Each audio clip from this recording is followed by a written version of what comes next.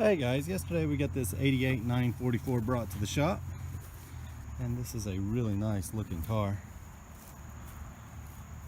but the owner was replacing the engine in it and just ran out of time, so I'm going to be finishing it up for him. So I'll take you guys around it.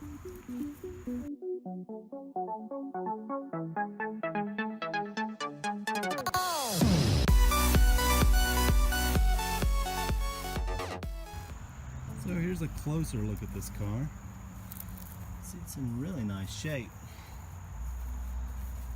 The first thing I'm going to be doing here is just making sure that I have all the parts to put it back together with, and that's what I'll be trying to do this evening. Aside from a few blemishes, the interior is in really nice shape. Even the dash doesn't have many cracks at all. It has the original radio. It's a very nice car. Now I'll show you guys what I'm going to be doing here. Basically all he wants is the engine put back together and get it running. And you can see all I need to do is plug everything in, put the intake and the fuel injectors in, and fill it with oil and coolant. It should be ready to go. You see he's got the belts and everything on there already. He said not to worry about the cruise control or anything like that. Just wants to get it running, and so that's what I'm going to do. So alright, the first thing I'm going to be doing is just going through and making sure that I have everything to put this engine back together. You can see I've got the intake here in the J-boot. This is an 88 model, so it doesn't have the Venturi. And I may go ahead and do a video on the vacuum routing of these engines. And we got the dipstick here. We have the upper timing belt cover and the bolts here. We have the air box and airflow meter. And as for new parts, we have new belts, a new power steering tensioner, and some new spark plugs, and also some new intake gaskets. Now right off I do notice that there are a few things missing. I can see that the fuel rail isn't here, and I'm missing the bracket for the ISV, so I won't be able to put the intake on until I get those things. But I'll speak with the owner, and maybe he can bring those out to me later. So alright guys, it doesn't look like I'm going to be doing too much this evening, since I can't put the intake on until I get that ISV bracket. And I do have some spare ISV mounts, and I'll go ahead and put those on this evening. But aside from that, I guess I'll just be looking around just to make sure that everything is here, because I hate to start putting things back together and there's something that I missed. But it looks to be all here. I also did notice that the upper radiator mounts are missing, so I'm going to source a set of those and get those in. But aside from that, there's not going to be a whole lot that I can do this evening, so I'm just going to spend it making sure that everything else is here and it can go right back together once I get all the parts. So alright, I had the ISV bracket off the car, and it's very common for these to just completely break off like this. Here's what they're supposed to look like. Now, I went ahead and removed this off the car so that way I can show you guys that there is what appears to be a 10mm nut on the back of this, but it's not removable. And when removing these, sometimes you can get lucky and just kind of take your thumb and spin these out, but other times you may not be so lucky, and then you'll need to take this bracket off and use a pair of pliers to turn it like that to get it loose, and then you can just remove them like this.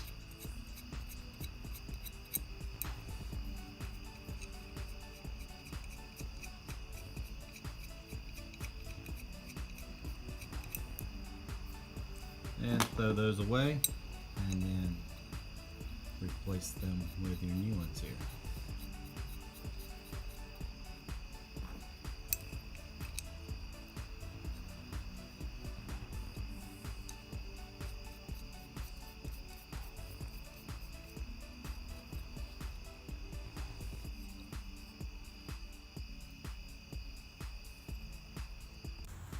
So alright, last night I just went through and made sure that everything was here and I could just throw this engine back together. The speed and reference sensors are in, and it looks like all the vacuum lines are here as well. So I went ahead and put new mounts on for the ISV. I also found the upper radiator mounts and got those in. I'll put a picture of those on the screen now.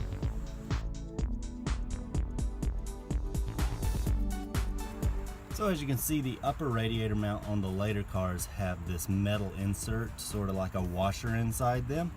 And when you're going to install them, I've often seen people run these bolts all the way down to the point where it goes through the radiator, and you don't want to do that. All you want to do is take it and run the bolt down far enough until you feel it go through that little metal insert, and then just stop, and then you should be a good 10-15 millimeters off the radiator. And then you just lock this nut down here. It's a 13 millimeter nut. You just lock it down and your radiator will not hit that bolt. And as you can see here, I have not turned this one to lock it down yet, but that's how you do the later radiator mounts. Alright, and I have the radiator mounted securely, and I went ahead and installed the distributor cap. Next I'm going to be working on the vacuum lines over here. You can see I got them laid out over here, and I'm going to be doing a video in a moment showing you the vacuum routing for these 88 models. Alright, after digging through all his parts last night, I was unable to find the owner's ISV bracket, but I've got one here, and this is what I'll be using. You can see that the mounts are sheared off on it, and I'm actually going to put the part number for these little mounts on the screen now. It's really long to just try and read out, so I'll put it up there for a minute so that way you can write it down if you ever need any, because a lot of times you'll get sent these, or if you go somewhere, these are actually for the fuel pump, and I keep these in stock.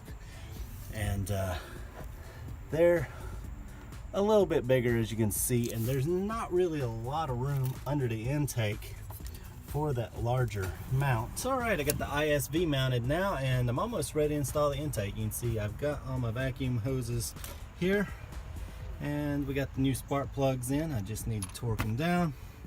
I'm going to replace that clamp there on the power steering hose because I didn't see it in his box of parts, but I have a spare one here that I'll put on. Next I'm going to do the belts, and you can see the new belt tensioner here for the power steering.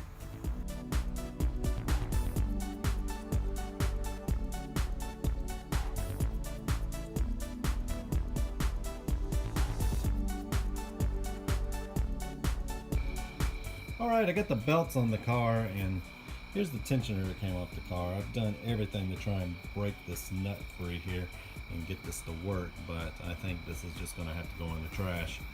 It's a shame because the other side works fine, but anyway, I have this sort of new one here sitting on the shelf that I'm going to install.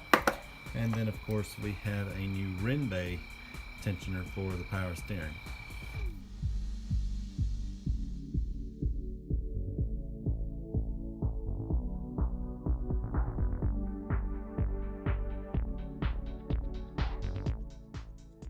So alright, I got the belts on and they're all tensioned up now. These are two Continental belts, and you can see we also got a new Rinbay tensioner for the power steering here, and this one is off the shelf of my shop.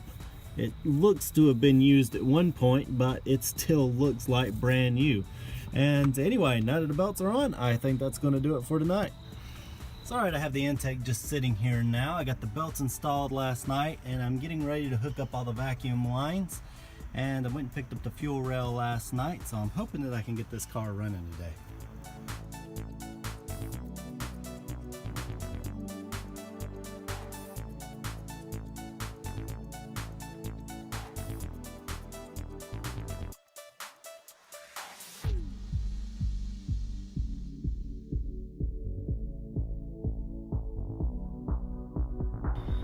Alright guys, I now have the intake and the fuel injectors on. All the vacuum lines are hooked up, and I just need to plug in the speed and reference sensors and the airflow meter, and then everything will be plugged in.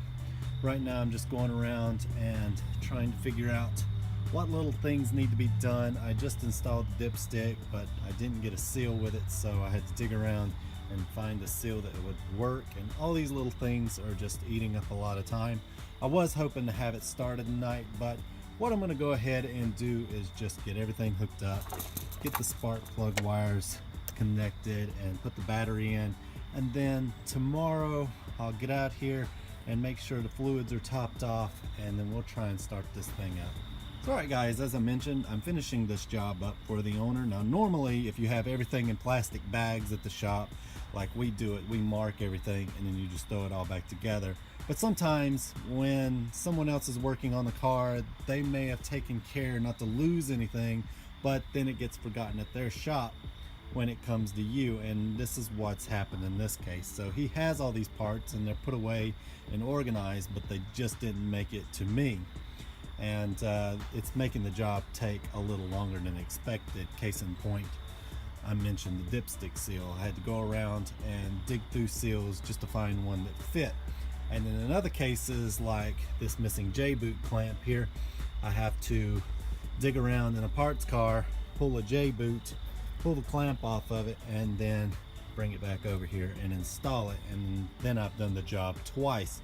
So it's things like that that are really eating me up on this job. I'm also missing the bolts for the fuel rail here, so I need to go around and then dig them out, and then of course that means I've done the job twice. So unfortunately this is taking longer than I expected, but like I mentioned, I do hope to have this car running tomorrow. So alright, I now have the battery in. I'm going to leave it disconnected because I won't be trying to start it tonight.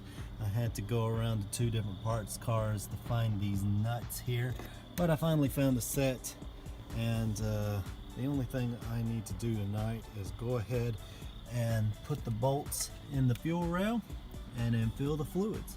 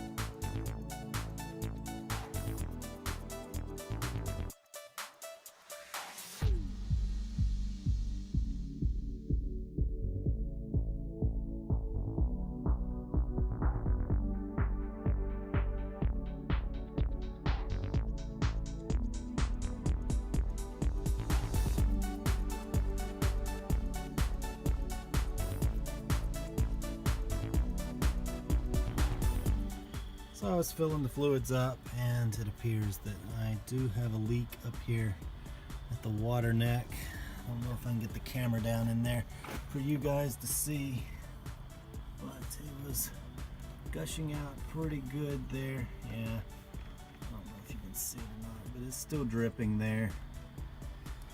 I'm just gonna put a pan under it, let it drip out overnight, and I'll get out here and fix it tomorrow. So alright, I let everything sit overnight, and of course the coolant level went down since we have a leak under the neck here. I'm getting ready to remove that and inspect everything and see if I can't get this gasket changed. Hopefully the head is still full of coolant, otherwise I could have a leak somewhere else. Now whenever I don't build an engine and I'm just finishing a project for someone, then what I'll do is just fill the oil up to maybe the first line there and let that sit overnight with coolant in it.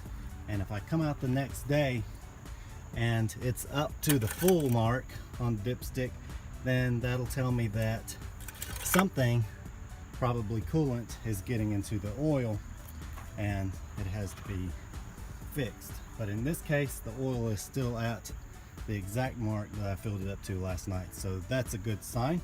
So I guess I'm going to go ahead and get this off, and hopefully that's the only leak we have. So you can see here that the gasket is split, and that's what was causing the leak. And we'll just go ahead and pull this off and put a new gasket on. As you can see, the head is still filled to the brim with coolant, so that is a very good sign. We don't seem to have any leaks anywhere else then. So alright, I have a new gasket here, and I might as well give some tips on installing it while I'm doing it. And you can see here that it looks to be Hylamar or something on here. There's no need to ever use Hylamar on any of this. And you can see it's just very gummy, and it's going to take me a minute to clean this up before I can put the new gasket on. And it's also on this side here, so I'll get that cleaned up and then we'll install this new gasket. So alright, I have the new gasket here, and you just need to make sure that your surface is clean and dry, and then you can just install this without any RTV or Hylamar, because you can see these purple rings here. Now it is important to make sure that you do not install it upside down or backwards. You want the text facing you, and it's going to look something like that there. And these will break if you over tighten them, so the trick is to know when to stop, and that's what I'll be showing you next.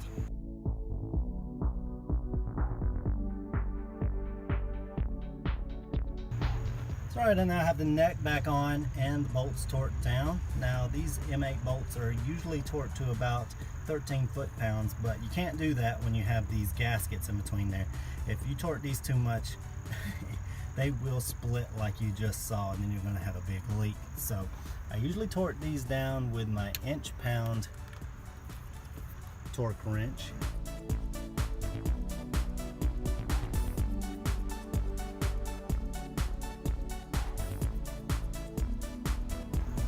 So alright, I now have that coolant leak fixed, and the coolant is completely topped up. No more leak at all. So the only thing I need to do is get the oil topped off, and then we can connect the battery and see if this thing will fire up. So alright guys, the coolant is completely topped off, battery is connected, and the oil is filled all the way up to the line there. So I think we're just about ready to go now. The only thing that I want to do is take my 24mm wrench and stick it down in the front here, and just make sure that everything spins freely before I try and turn this engine over.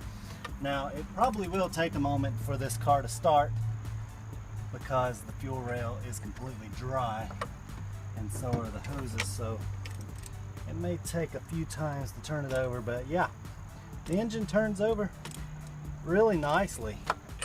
So alright, that's all I wanted to verify before trying to turn this thing over. If something felt like it was binding, I wasn't going to even try and start it.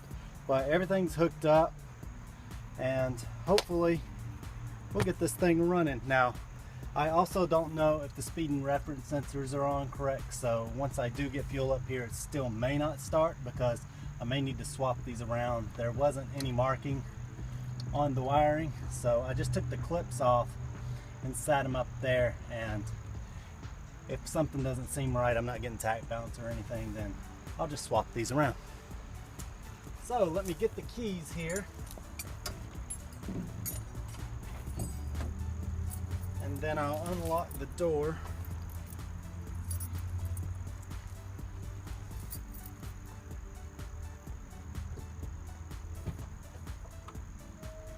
Hopefully we can start this thing up.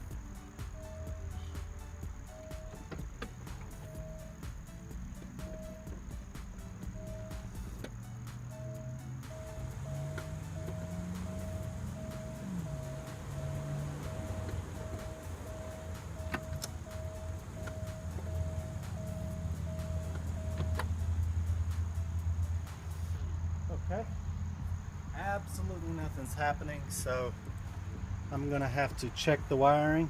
It's alright, when I turn the key, absolutely nothing at all is happening.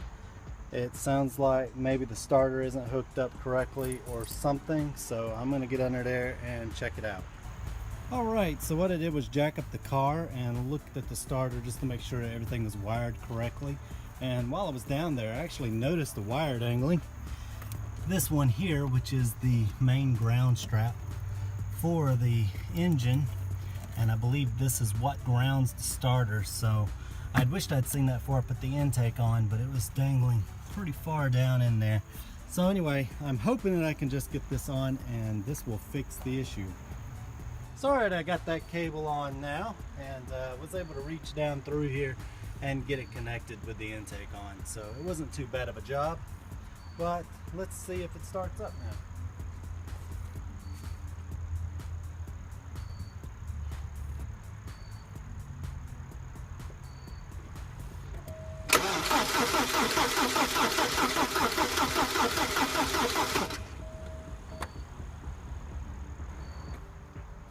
It's alright, it's still not starting. What I'm going to do first is try and swap the speed and reference sensor plugs here and just see what happens. It may fire up. We'll find out.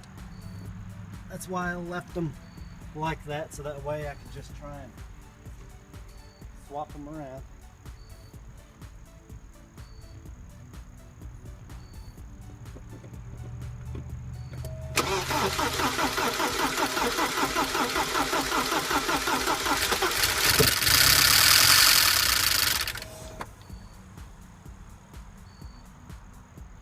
Okay, so the speed and reference sensors were the issue. I swapped them around. The car now starts, and you can hear that lifter clack. I'm not getting any oil pressure on the gauge now. That may not be what's actually going on inside the engine. Could be a wiring issue, but I'm not going to run this engine until we figure out what's going on there. So alright, the car now starts, but I got to track down why I don't have any oil pressure. So first thing I'm going to do is just check the wires down here on the oil pressure sender, and then I'll probably pull the OPRV and make sure it's aligned correctly. So alright, I went ahead and removed the OPRV, and aside from having an old seal on there, it looks pretty good. I stuck my alignment tool in there and it's all lined up, so this shouldn't be the issue. There's not even oil getting to it. I tried turning the engine over with this removed and no oil comes out. So the next step was to check the oil filter, and you can see it's dented up there, and it wasn't even snugged down. I spoke to the owner and he said he meant to replace it, so I'm thinking that this is the issue. Anyway, I have a brand new one here that I'll go ahead and install, and hopefully we can get this thing primed. I'm hoping that the oil filter being loose is the issue. So I stuck the OPRV back in, then I put the new oil filter on, but unfortunately I still don't have any pressure. So I went and took it back off again. You can see it's just bone dry down in there. So I'm gonna keep working at it, and hopefully I can get this thing running tonight. Well, unfortunately I still don't have any oil pressure. I've tried a couple of different things and nothing seems to work.